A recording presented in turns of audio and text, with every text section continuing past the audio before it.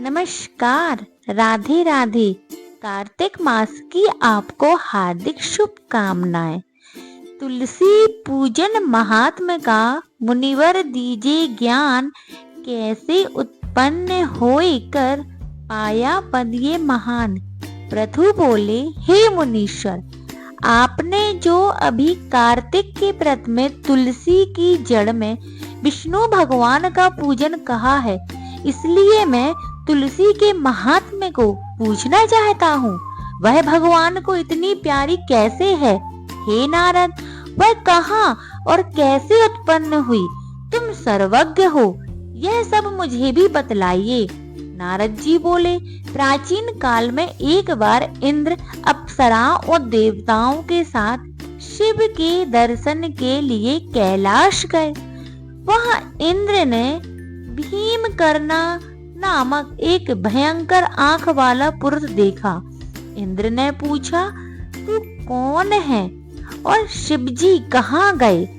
ऐसे बार बार पूछने पर भी उसने उत्तर ना दिया। तब इंद्र अत्यंत क्रोधित हो गए। तूने मेरी बात का कुछ भी उत्तर ना दिया, इससे मैं तुझे वज्र से मारता हूँ। हे राक्षस, हे दुर्मते, तेरा रक्षक कौन है? इंद्र ने यह कहकर बलपूर्वक वज्र मारा, लेकिन इंद्र का वज्र तथा भुजाएं स्तंभित हो गईं। इस पर इंद्र ने अति क्रोध किया। वह पुरुष अब अग्नि की भांति तेजमय हो गया। तो बृहस्पति जी उनको पहचान गए।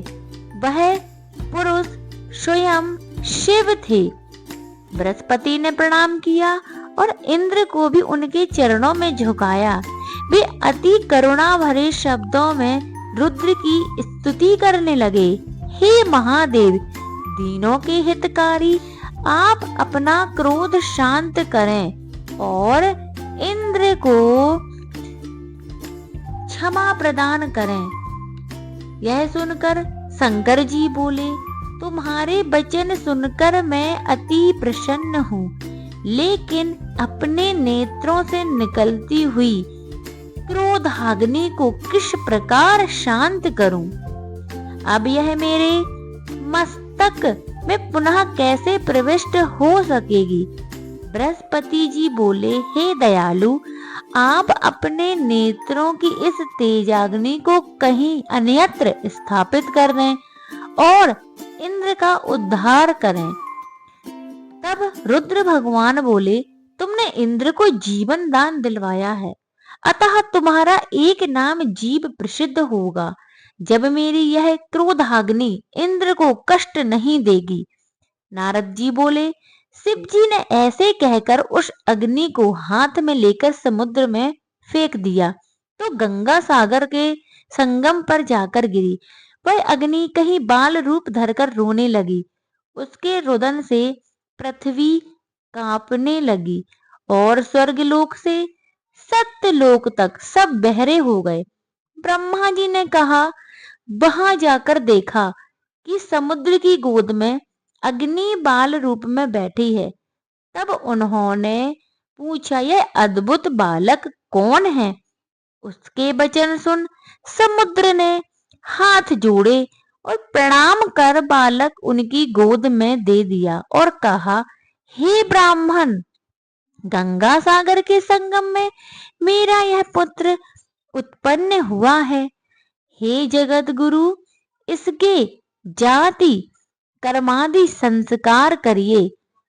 तब नारद जी बोले, यह बात हो रही थी कि उस बालक ने ब्रह्मा जी की दाढ़ी पकड़ ली और उनको बार बार हिलाने लगा, जिससे ब्रह्मा जी के नेत्रों से अश्रु गिरने लगे। वहीं बड़ी कठिनाई से दाढ़ी छुड़ाकर ब्रह्मा जी सागर से बोले कि इसने हमारे नेत्रों का जल निकाला है, इससे इसका नाम जालंधर होगा। यह संपूर्ण शास्त्रों का जानने वाला होगा और इसको रुद्र ही मार सकेंगे। नारद जी बोले। ऐसे कह उन्होंने शुक्राचार्य को बुलाकर जलंधर को राजगद्दी पर बैठाया। ब्रह्मा जी अंदर ध्यान हो गए। सागर अपने पुत्र को देखकर अति प्रसन्न हुआ और भाव विभोर होकर कालनेमि ने प्रभावित होकर अपनी कन्या वृंदा का विवाह जालंधर के साथ कर दिया। पति से प्रेम करने वाली और आज्ञाकारिणी उस स्त्री को लेकर शुक्राचार्य की सहायता से वह पृथ्वी पर राज्य करने लगा। अतः यह अध्याय समाप्त हुआ। इसके आगे की कहानी, कार्तिक महात्म्य की कहानी मैं अध्याय 10 में पुनः प्रसारित करूंगी। यदि आपको कार्तिक महात्म्य की सीरीज में यह कहानी अच्छी लग रही है तो ऐसी रोचक कहानियों के लिए प्लीज मेरे चैनल को लाइक, शेयर एंड सब्सक्राइब करें। धन्यवाद।